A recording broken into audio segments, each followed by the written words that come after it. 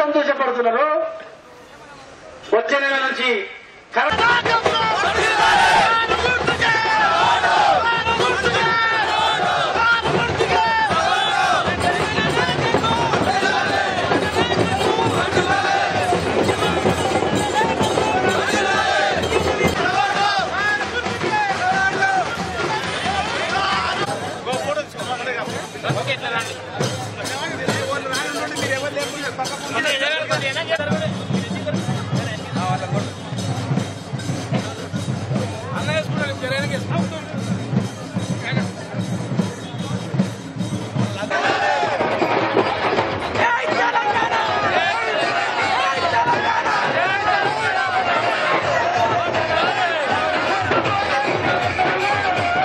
ప్రకాష్ గారు, అదే రకంగా బాలయ్య, కొండ వెంకట, కొండ గారు, మిగతా వీళ్ళందరూ కూడా గారు పైకి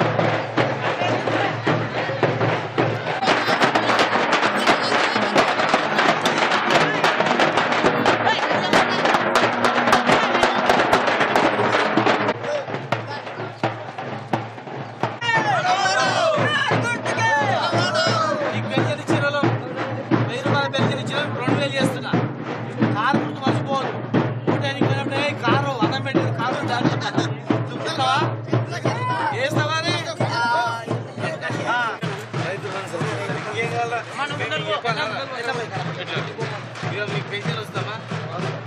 ఇప్పుడు 2000 తెలుసా? ఇప్పుడు 1000 రూపాయలు ఇస్తారు కదా, 2000 కూడా ఇస్తాం. 1000 రూపాయలు ఇచ్చిన మేమే, రైతు బంధు ఇచ్చిన మేమే, మీ పిల్లలకు చదువు చేయించి వస్తుంది. తక్కువ మీ బావకు, మీ నాయనకు, పెన్షన్ అయితే వచ్చింది, రైతు బంధు వచ్చింది. రైతు బంధు నీ కొడుకు ఏం చదువుతుంది? ఇగో మీరు ముసలిళ్ళందరూ కూడా 1000 రూపాయల పెన్షన్ 2000 అవుతుంది చెప్పాలి. రైతులకు ఎక్కడ 8000 ఇచ్చినా మనం 10,000 చెప్పాలి. కరెంటు చెరువులు నింపే కాకుండా స్టార్ట్ అయితే చంద్రబాబు గారు అడ్డుకున్నాడు. మళ్ళీ మనం కొట్లాడి నీళ్ళు తెస్తామని కూడా చెప్పాలి.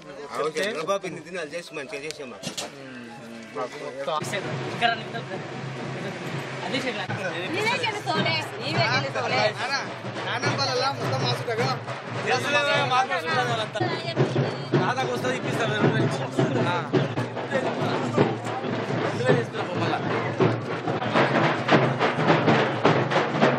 బోరింగ్ లేపించేసాం, బోరింగ్ లేపించినా కూడా నీళ్ళు రాలే.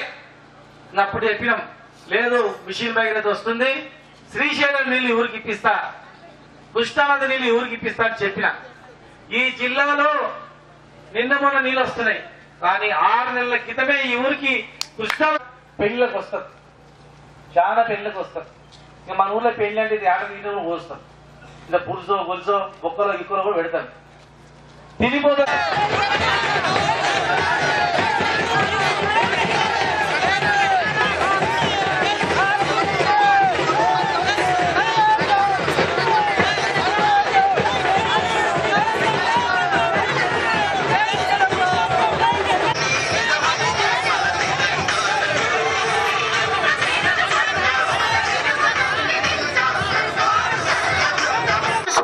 అన్వాడలో ఎన్నోట్ల సోనేవి, అన్వాడలో 4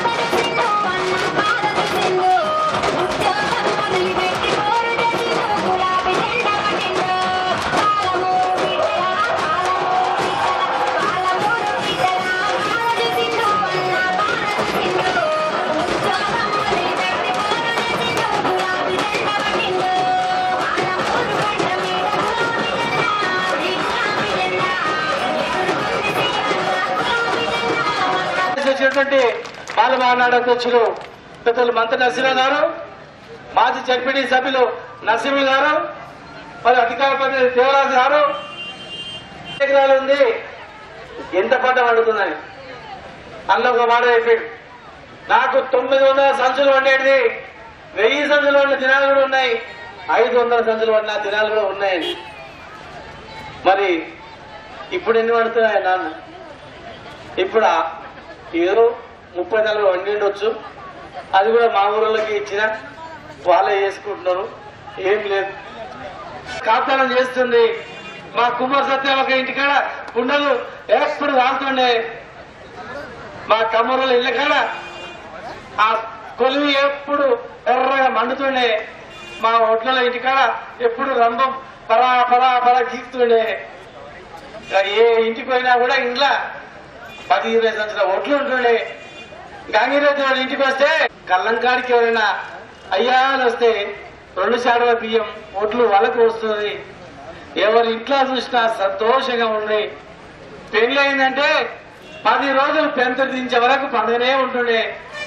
మరి ఇవాళ ఎట్లా ఉందంటే 1000 సంచులు వండిన రైతు ఒక్క సంచి వండలేదు. ఒకప్పుడు కలకలలాడినటువంటి ఆ ఇల్లు ఇవాళ ఎట్లా ఉంది చూసేది కదా. పంటలు వండినప్పుడు ఏం చేస్తారు? ఊరు ఇచ్చిపెట్టి పట్నం పోయి పిల్లలను చదివించుకుంటా ఎన్నో ఉందామని వెళ్ళిపోయి. ఈ ఒక్కరే వాళ్ళు మొన్న అంగేద ఊరికి పోయినాం. పెట్టుబడి కావాలంటే 5,000 పెట్టుబడి పండినాక ఇరా. నేను ఈరోజు చూడండి పరిస్థితి. 2,000 ఎకరాలు ఉన్నటువంటి ఇంటికి మిమ్మల్ని వెళ్తే 2 రూములు మిగిలినాయి, 4 ఎకరాలు మిగిలింది ఆ పత్తి పూజల. ఊరిని కాపాడినటువంటి ఆ పెద్ద రైతు పరిస్థితి ఈ పరిస్థితి ఉంటే మరి మామూలు పరిస్థితి ఎట్లా ఉంది ఒక్కసారి ఆలోచన చేసుకోవాలి. ఏ కుటుంబమైనా సంతోషంగా ఉందా? ఏ ఇల్లు సంతోషంగా నిద్రపోతుందా? ఆలోచన చేసుకోండి. కొడుకు పుట్టినా ఏడిపే, ఆడపిల్ల పుట్టినా ఏడిపే, కొడుకు పెళ్ళైనా ఏడిపే, ఆడబిడ్డ పెళ్ళైనా ఏడిపే. ఈ కొడుకు పెళ్లి చేసి వీడి పిల్లలు పుడతాడు, ఎట్లా బతుకుతాడు రా దేవుడా అని చెప్పి వీరి గురించి ఏడుపు.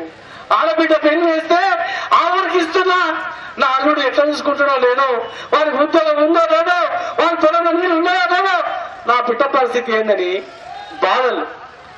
ఏ ఊరిలో, ఏ ఇల్లులో, ఏ కుటుంబంలో ఎక్కడ చూసినా పరిపాలించిన వాళ్ళు ఆలోచన చేయలేదు. మరి 4 సంవత్సరాలు పరిపాలించినోడు ఏం ఆలోచన చేసిండో ఒక్కసారి ఆలోచన చేయండి. 4 సంవత్సరాల క్రితం మీ ఊరికి వచ్చినప్పుడు ఆ చింత చెట్టు దగ్గర మీటింగ్ పెట్టాం. ఆ చింత చెట్టు దగ్గర అన్నాం, అమ్మా మమ్మల్ని గెలిపేయండి, తెలంగాణ తెచ్చిన వాళ్ళం, కొట్లాడిన వాళ్ళం, జైలు పోయిన వాళ్ళం, తెలంగాణ తెచ్చుకున్న తెలంగాణని డెవలప్ చేయడానికి వచ్చినాం, అభివృద్ధి చేయడానికి వచ్చినాం అమ్మా అని చెప్పినాం. అమ్మా మేము గెలిస్తే మీ 200 పెన్షన్ కాదు 1000 రూపాయల పెన్షన్ చేస్తామన్నాం.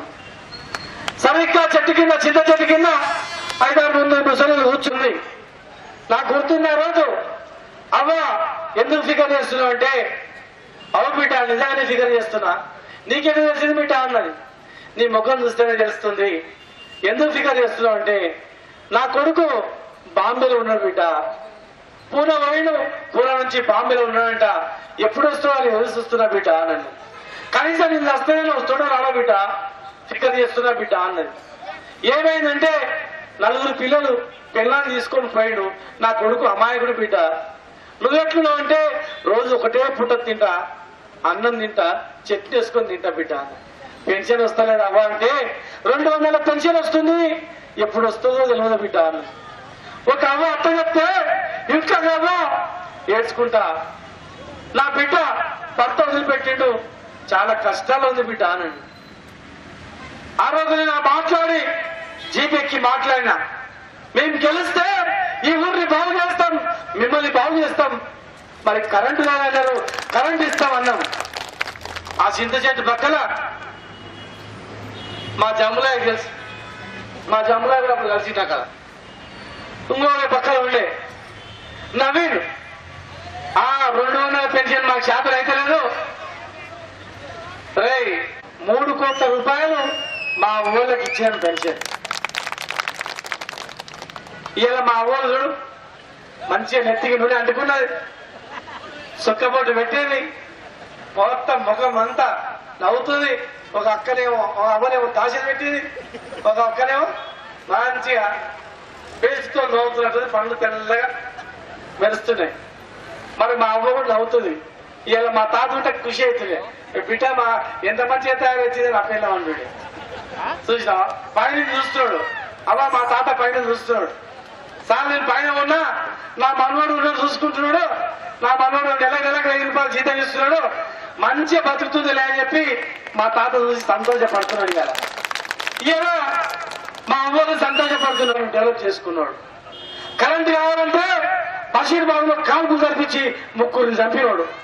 వచ్చిన తెలంగాణను అడ్డుకొని 1400 మందికి చావుకు కారకులైనటువంటి వ్యక్తి ఆయన. ఎవరంటే ఆయన తెలుగుదేశం పార్టీ చంద్రబాబు నాయుడు. ఆయన ఎక్కడ ఉంటాడంటే అమరావతి ఆంధ్రప్రదేశ్. మనది తెలంగాణ, పౌరుషం గల తెలంగాణ మనదైతే అహంకారానికి ప్రతీక అయినటువంటి ప్రాంతం ఆంధ్ర ప్రాంతం అమరావతిలో ఉన్నటువంటి చంద్రబాబు నాయుడు. చంద్రబాబు నాయుడు ఆంధ్రకు పోయిన పీడమైందంటే సరిగ్గా 2 సంవత్సరాల క్రితం 13 రంగారెడ్డి జిల్లా ప్రాజెక్టు కట్టుకొని నీళ్లు తెచ్చుకొని ఈ అన్నవాడ చెరువు నింపుకుందాం అనుకున్నాం. అన్నవాడ చెరువు చూస్తే ఎవరికైనా కడుపు నిండుతుంది. ముత్తుగా చెరువు కట్ట అలుగు లోతుగా తీసి మళ్ళా మంచిగా చెరువు కట్ట కింద అలుగు మంచిగా వేసి చెరువు కింద అన్ని ఊర్లలో చెరువులు నింపుకున్నాం.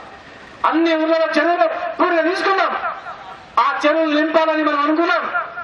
చెరువులు నింపుదాం, కాలువలు కలుగుదాం అంటే చంద్రబాబు నాయుడు ఢిల్లీకి పోయి తెలంగాణకు నీళ్ళొద్దు, మహబూబ్నగర్కు అసలే వద్దు, నీ అబ్బసం ఏమో పోయిందా వాళ్ళు తీసుకుంటే అని చెప్పి వాళ్ళు అడిగితే నా అబ్బసం పోలే కానీ వాళ్ళకి మాత్రం నీళ్ళొద్దు, మా నీళ్లు నీవెట్లయితే నీళ్లు పోయేది వాళ్ళ నీళ్ళు కదంటే కాదు వాళ్ళు చెరువులు కట్టుకుంటే చెరువులు నింపుకుంటే రేపు మాకు నీళ్లు రావని చెప్పి మాట్లాడాడు.